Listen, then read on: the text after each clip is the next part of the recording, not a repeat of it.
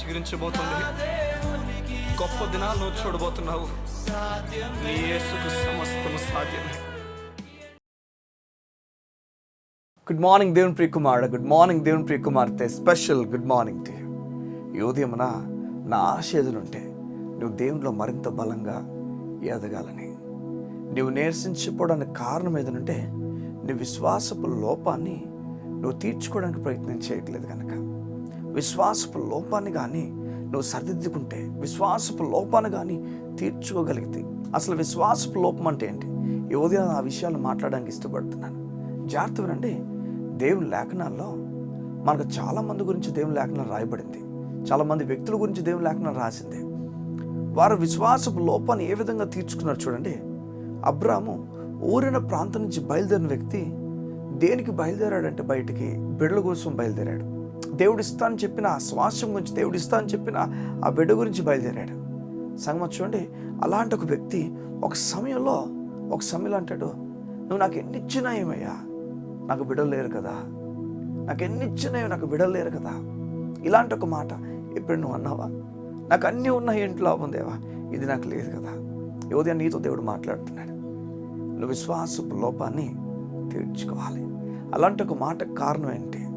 నువ్వు నీ జీవితంలో జరుగుతున్న విషయాలకు నువ్వు ఓర్చుకోలేక నువ్వు ఇబ్బంది పడుతున్న వ్యక్తివైతే, నీ జీవితంలో జరుగుతున్న విషయాలకు నువ్వు కృంగిపోతున్న వ్యక్తివైతే, ప్రతిదానికి, ప్రతి తుఫానుకు, ప్రతి అలకు కూడా నువ్వు కంగారు పడిపోతున్నట్లయితే, నేను చెప్పిన ఒక మాట, నీ జీవిత కాలం కూడా నువ్వు కంగారు పడిపోతావు. అల్లో చూడ ఒక గాలి వస్తే ఆ గాలి, ఆ వీచే గాలి 24 hours కూడా ఉంటుందని మనకు ఒకవేళ న్యూస్ ఛానల్ వాళ్ళు చెప్తే ఏం చేయాలి చెప్పండి? మనం దాన్ని ఎలా ఎదుర్కోవాలని నేర్చుకోవాలి. దాన్ని ఏ చోట ఉండి ఎదుర్కోవాలని నేర్చుకోవాలి. అవును, అలాంటి ఒక సమయంలో మనం ఏం చేస్తామంటే ఇంట్లోకి వచ్చేస్తాం. ఒక బలమైన గాలి వీచినప్పుడు మనం ఏం చేస్తాం చెప్పండి? మన ఇంట్లో మనం నివాసం చేయడానికి ఇష్టపడతాం, వెలుపలకి వెళ్ళం. కారణం ఆ గాలి మనల్ని ఏం చేస్తుందో. సగం అలాగనే ఈ లోకమంతా కూడా కష్టాలతో, ఇబ్బందులతో నింపబడి ఉంది. ఇది లేదు అవునన్నా అట్లానే ఉంది. దాన్ని మీరు మార్చలేరు, దాన్ని మీరు తిరిగి రాయలేరు. ఎందుకంటే ఆదం వలన లోకమంతా కూడా పాపానికి దాసోహం అయిపోయింది. ఈ లోకమంతా కష్టానికి, శాపానికి దాసోహం అయిపోయింది. అయితే ఎప్పుడైతే ఇందులో నువ్వు విశ్వాసపు లోపం తీర్చుకుంటావో, ఎప్పుడైతే ఇందులో నువ్వు విశ్వాసంలో బలపరచబడతావో, నిజంగా విశ్వాసంలో నువ్వు బలపరచబడతావో, సగం వినండి జాగ్రత్తగా. ఆ రోజు అబ్రాము దేవుడు అంటాడు, అయ్యా నాకు అన్నీ ఇచ్చావు కానీ ఏంటి లాభం, నాకు బిడ్డలు లేరు కదా, ఇక నాకున్న ఆస్తి అంతటి కూడా వారసుడు ఎలియాజరు అవుతాడు, నా పనివాడైపోతాడని చెప్పినప్పుడు దేవుడు అంటాడు, లేదు, నీ కడుపులోంచి వచ్చే బిడ్డే వారసుడు అవుతాడని చెప్తాడు. నెమ్మదిగా ఇస్సాకు కాకుండా మునుపు ఇష్మాయిల్ దేవుడు ఇస్తాడు. ఇష్మాయిల్ పైన ఆశ పెంచేసుకున్నప్పుడు దేవుడు చెప్తాడు, దానిపైన ఆశ నుంచి బయటకు రా, ఇస్సాకు నేను ఇస్తానని.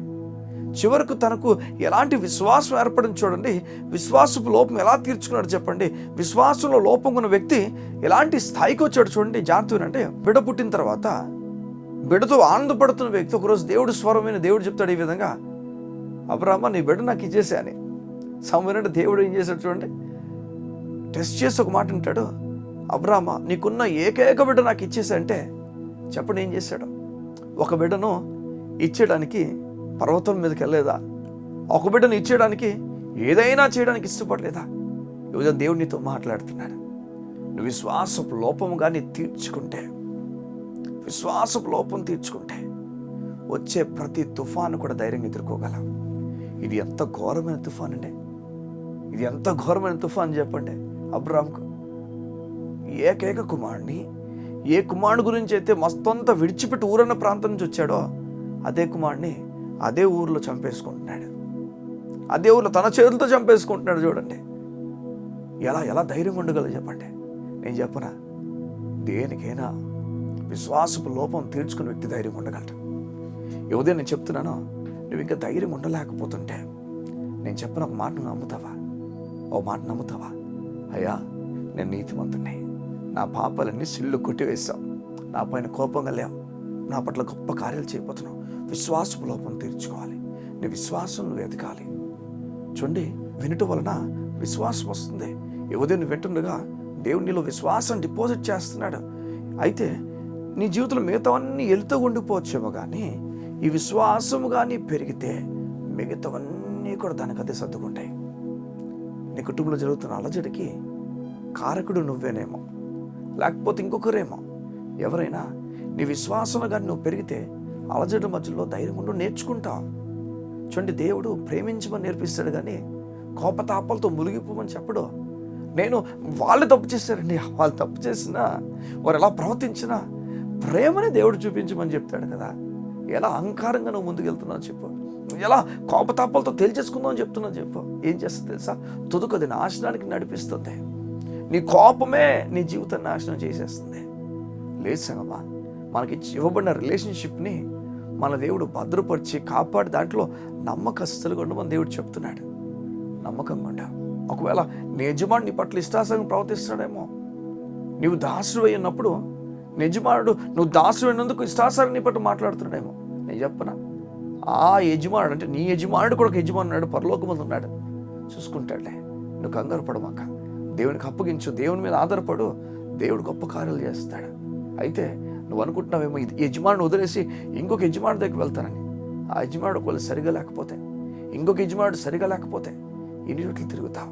నీకు తెలుసా, అస్థిరమైన వ్యక్తిగా నీవైపోతావు తిరిగి. లేదు, అక్కడ నిలుచుండు, దేవుడిని ఆశీర్వదించబోతున్నాడు, దేవుడిని దీవించబోతున్నాడు. విశ్వాసపు లోపాన్ని తీర్చుకోవాలి, అంతే తప్ప అన్నిటిని సర్దేస్తాను, అన్నింటినీ మూర్చేస్తాను, ఇంక లేదు ఇల్లు ఖాళీ చేసి వెళ్ళిపోతాను. నీకు చెప్పనా, దానివల్ల ఎవరు నష్టపోతారో? మనమే నష్టపోతాం. నిజమిదే, మనమే నష్టపోతాం. మన జీవితంలో ప్రతి తొందర అడుక్కు మన కుటుంబం కదలాలి కదా. ఎంత పెద్ద సేఫ్టీ చెప్పు నీ జీవితంలో. అలా కాకుండా అంత కష్టపడకుండా విశ్వాసపు లోపం నువ్వు ఒక్కడు తీర్చుకుంటే నీ కుటుంబం బాగుపడిపోతాయి, నీ కుటుంబం ఉన్నతమైన కార్యాలు చేస్తుంది. ఈ ఉదయం దేవుడు నీతో మాట్లాడి చెప్తున్నాడు, విశ్వాసపు లోపం తీర్చుకోవాలి, విశ్వాసంలో బలం కలిగి ఉండాలి. వినుట వలన విశ్వాసం వస్తుంది, ఆ విశ్వాసం కూడా యేసు ప్రభు గురించి నువ్వు వినాలి. అని నీ కొరకు ఏమయ్యా అన్నాడు నీకు తెలుసా? నీ పాపం అయిపోయాడు, నీ శాపం అయిపోయాడు, నీ కొరకు కొరడా దెబ్బలు కొట్టించుకున్నాడు. ఇష్టాసారంగా ఆయన కొట్టేశారు. ఒకడు వచ్చి వెనకను గుద్ది ఎవడు కొట్టాడు చెప్పుకో, ఒకడు వచ్చి నేను ఎంతగానో ప్రేమించిన వానిపైన ఉమ్ము వేసేశారు. నేను చెప్పనా, ఇష్టాసారంగా ఈ లోకం యేసే పట్ల ప్రవర్తించిన నేను ఎంత ప్రేమించాడో, ఎంతో అపారంగా ప్రేమించున్నాడు, ఈరోజు కూడా ప్రేమించున్నాడు. నేను నమ్ముతున్నాను ఈ మాటలు నీకు ఆశీర్వాదంగా ఉన్నాయని. అనేకులకు ఆశీర్వాదంగా నువ్వు ఉండాలన్న ఆశ, అనేకులు దీవెనకరంగా నువ్వు ఉండాలన్న ఆశ. ఈ ఘోరమైన తుఫాను ఎదుర్కోవడం నేర్చుకో విశ్వాసంతో, అంతే తప్ప తుఫాను దగ్గర నిలిచిపోయి బాధపడిపోయి కృంగిపోయి ఇంకా అయిపోయిందన్న మాటలు అనమాక. ఎందుకంటే ప్రతిరోజు ఎదుర్కొనే తుఫాన్ ఇది. ఒకరోజు బాగుందంటే ఇంకొక రోజు బాగోదు, అలాంటిది లోకం. తుఫాన్తో నింపబడింది. ధైర్యం ఉండు, ప్రభు నిన్ను నడిపించిపోతున్నాడు. కళ్ళు మూసుకుంటావా? ఈ ఉదయం నీ గురించి ప్రార్థన చేస్తాను. మా ప్రియ పరలోకపు తండ్రి, నీ బిడ్డలు గొప్ప నెమ్మదిని ప్రకటించున్నాను. అలసిపోయారయ్యా, కురంగిపోయారయ్యా, వారు ఏం చేయాలో అర్థం కాక నిరాశపడిపోయారు. వారికంటూ ఎవరైనా ఉన్నా బాగున్నాం చూసుకుంటారే అని చెప్పి ఆలోచిస్తున్నవారు, వారికి నీవే ఓదారిపోయి మా తండ్రి వారు నడిపించండి అయ్యా. కొడుకులు ఏ విధంగా అయితే తండ్రి దగ్గర కోరుతారో, కుమార్తెలు ఏ విధంగా అయితే తండ్రినే కోరుతారో, అలా నీ బిడ్డలు నేను ఆశించినట్లుగా, నీ పైన ఆశ పెంచుకున్నట్లుగా వారికి నీ కృప ఇవ్వండి. ఈ ప్రత్యేకమైన ఉదయాన్న నీ బిడ్డలకు నెమ్మదిని, ధైర్యమును, సమాధానం పలుకుతూ ఈ దినవంత గొప్ప శాంతితో నింపండి. దేవుని సమాధానంతో ఇప్పుడే నీ బిడ్డలు నింపబడుతురు కాక. గొప్ప సమాధానముతో, గొప్ప సమాధానముతో, గొప్ప సమాధానముతో యేసయ్య నామమున ప్రార్థించుచున్నాము తండ్రి. ఆమేన్, ఆమేన్, ఆమేన్.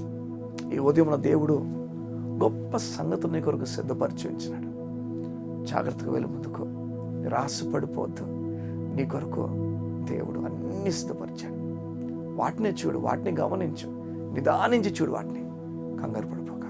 God bless you. See you tomorrow.